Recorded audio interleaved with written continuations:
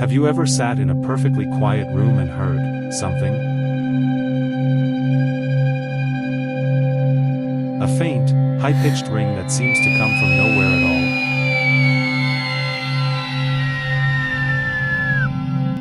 all. You check the electronics, but everything is unplugged. So, what is that ghost noise? It's called tinnitus, and no, your house isn't haunted, it's actually your brain. When things get too quiet, your brain turns up its own internal volume to listen.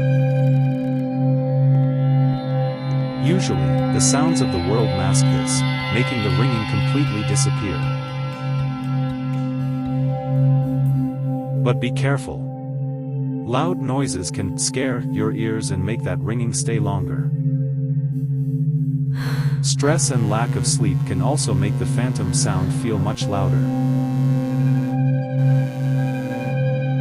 By staying calm and protecting your ears, you can help your brain find its mute button.